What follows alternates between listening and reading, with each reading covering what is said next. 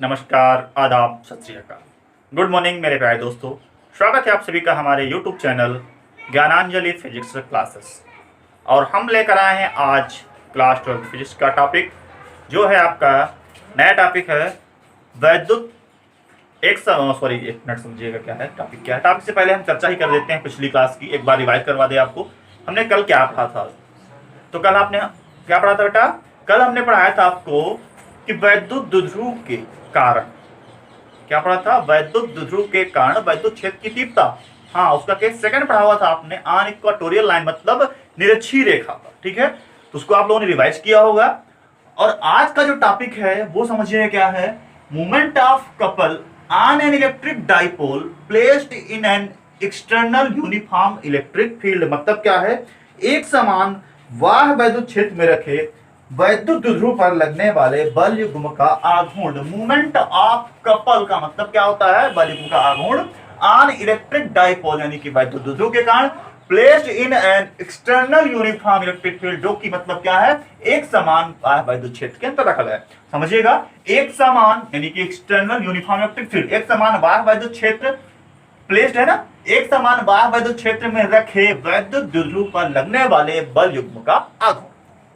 वैद्युत द्विध्रुव भी आप पढ़ चुके हैं, वैद्युत क्षेत्र की तीव्रता भी आप पढ़ चुके हैं। तो आज आप जो पढ़ रहे हैं बल युग्म का आघूर्ण पढ़ने जा रहे हैं। तो जरा फिगर की ओर चलेंगे और देखेंगे, यहाँ पर एक समान बाह्य वैद्युत क्षेत्र ई दिखाया गया। जो तीर की तरह लाइनें दिख रही है ना, समांतर रेखाएं दिख रही हैं, ये एक समान बाह्य वैद्युत क्षेत्र को प्रदर्शित करती हैं। ध्यान दीजिएगा बेटा, यहाँ पर जो एक समान ये समांतर रेखाएं टाइप दिख रही है, तीर लगा हुआ है, यह आपके एक समान बाह्य वैद्युत क्षेत्र को प्रदर्शित करती है। यानी कि यहाँ पर एक समान बाह्य वैद्युत क्षेत्र, ये ई हमने डिनोट किया है। वैद्युत क्षेत्र की दिशा हमने बताया था बेटा कि प्लस से माइनस की ओर होती है। क्या होती है? प्लस से माइनस की ओर। मतलब हम एक प्रकार से अगर समझने के लिए सोचें तो यहां कहीं प्लस चार्ज रहा होगा और इधर कहीं हम मान सकते हैं कि माइनस चार्ज रहा होगा, तभी वैद्युत क्षेत्र की जो दिशा है वो इस डायरेक्शन में, तीर इधर लगा हुआ है ना, मतलब प्लस से माइनस की ओर। समझने के लिए इसको आपको बनाना नहीं कभी। ठीक है, अब हमने कहा एक समान बाह्य वैद्युत क्षेत्र में रखे वैद्युत द्विध्रुव पर, तो यहाँ पर कोई ना कोई वैद्युत द्विध्रुव का है। ठीक है, तो अब यहाँ पर एक वैद्युत द्विध्रुव देख रहे हैं कि आप क्षेत्र की दिशा से थीटा के कोण पर रखा हुआ है, क्योंकि क्षेत्र की दिशा तो ऐसी है और ये द्विध्रुव ऐसे रखा हुआ है, तो यहाँ पर बीच में एक कोण है, मान लेते थीटा है। क्षेत्र की दिशा से थीटा के कोण पर रखा हुआ है। जब थीटा के कोण पर रखा हुआ है तो वैद्युत द्विध्रुव क्या होता है? ये एक निकाय होता है, इसमें दो बराबर और विपरीत प्रकार के आवेश होते हैं। तो यहाँ पर मान लेते हैं कि वैद्युत द्विध्रुव है जो माइनस क्यू तथा प्लस क्यू कूलम्ब से मिलकर बना हुआ है, एक समान बाह्य वैद्युत क्षेत्र में क्षेत्र से थीटा के कोण पर रखा हुआ है। जब क्षेत्र से थीटा के कोण पर रखा हुआ है तो इस वैद्युत क्षेत्र के कारण वैद्युत द्विध्रुव के माइनस क्यू आवेश पर एक वैद्युत बल लगेगा, जो कि F लग रहा है, वैद्युत बल F, तथा वैद्युत द्विध्रुव के प्लस क्यू कूलम्ब आवेश के कारण भी वैद्युत द्विध्रुव पर क्या लग रहा है? एक बल लग रहा है, F लग रहा है। ये दोनों बल परिमाण में बराबर किंतु दिशाओं में विपरीत है। देख रहे हैं आप, दोनों बल, क्योंकि यहाँ पर चार्ज दोनों पर सेम होता है, वैद्युत ध्रुव पर क्या होता है? दोनों पर समान आवेश होता है, दिशाएं बस विपरीत, तो सॉरी क्या कहते हैं, प्रकृति बस उल्टा होती है। तो उसी के कारण से यहाँ पर जो वैद्युत ध्रुव पर दोनों किनारों पर बल लग रहा है वो परिमाण में तो बराबर है किंतु दिशाओं में विपरीत है। और जब कभी भी दो बराबर, ठीक है, परिमाण में बराबर बल किंतु दिशाओं में विपरीत होते हैं, वो भी उनके बीच कुछ ना कुछ लंबवत दूरी हो। ध्यान देगा, ये बल यहाँ पर आप देख रहे हैं F और एक बल यहाँ पर F देख रहे हैं, इन दोनों के बीच की जो लंबवत दूरी है ये है यहाँ पर 2l sin थीटा। अब यह मूवी बताएंगे कैसे आया। तो वैद्युत द्विध्रुव पर चलते हैं। एक समान बाह्य वैद्युत क्षेत्र में एक वैद्युत द्विध्रुव रखा हुआ है। वैद्युत द्विध्रुव पर जैसे ही पहुंचते इलेक्ट्रिक डाइपोल पर, तो हमें याद आ जाता है कि यह एक ऐसा सिस्टम है जिसमें 2 इलेक्ट्रिक चार्ज होते हैं, दोनों का नेचर अपोजिट होता है और उनके बीच की जो लीस्ट डिस्टेंस होती है 2l होती है। तो यहाँ पर आप देख रहे हैं 2l डिस्टेंस है, minus Q plus Q coulomb से मिलकर बना हुआ है। तो और ये क्षेत्र से इलेक्ट्रिक फील्ड से थीटा के कोण पर, थीटा के एंगल पर रखा हुआ है।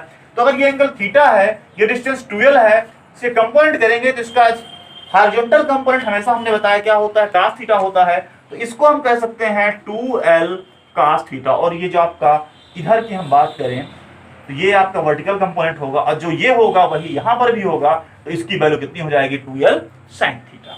अब तो यहाँ पर बल लग रहे हैं, फोर्स लग रहे हैं, एक फोर्स F इधर लग रहा है, एक फोर्स F इधर लग रहा है, दोनों अपोजिट डायरेक्शन में है, अपोजिट डायरेक्शन में है और इनके बीच की जो क्रिया रेखा है, वर्क लाइन है, वो क्या है? 2l sin थीटा है।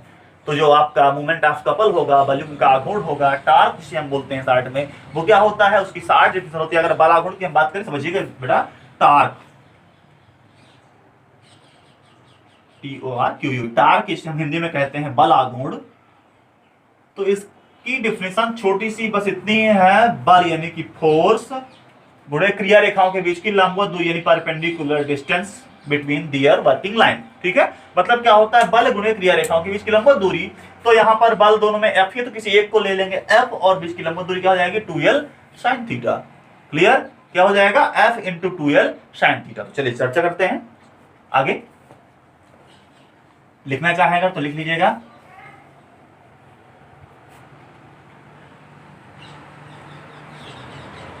देखिए बल आघूर्ण एक बार और बता दूं कैसे लगता है।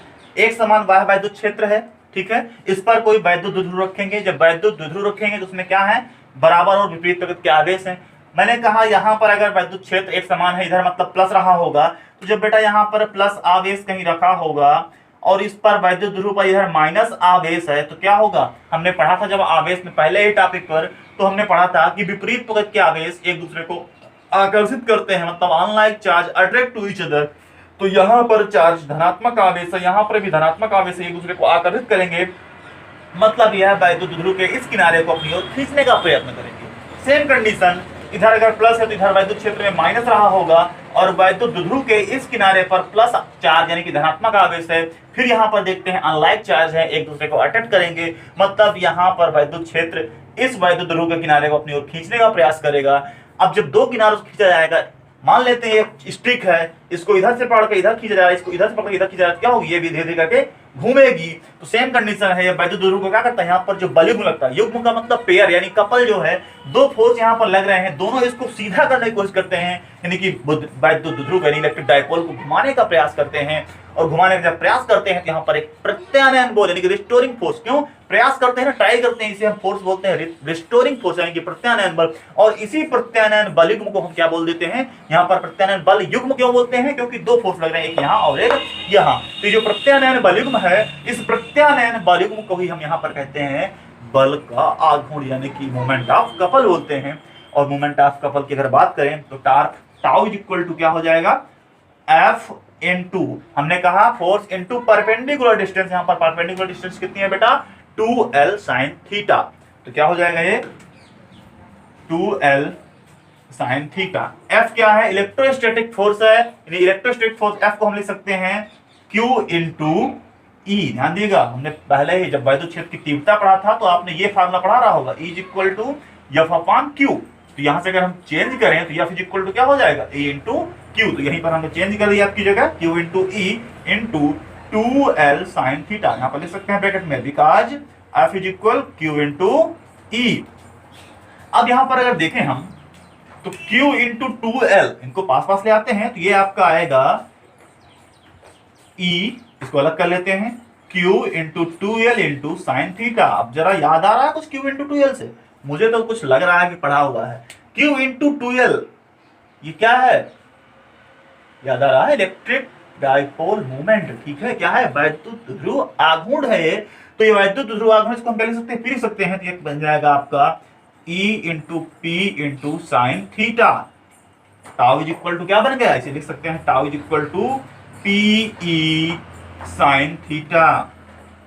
क्लियर है, लैंग्वेज लिखना चाहें तो लिखेंगे, माना एक समान बाह्य वैद्युत क्षेत्र E में क्षेत्र से थीटा अंश के कोण पर एक वैद्युत द्विध्रुव यानी इलेक्ट्रिक डायपोल AB रखा हुआ है, जो कि -Q तथा +Q कूलाम के आवेशों से मिलकर बना है।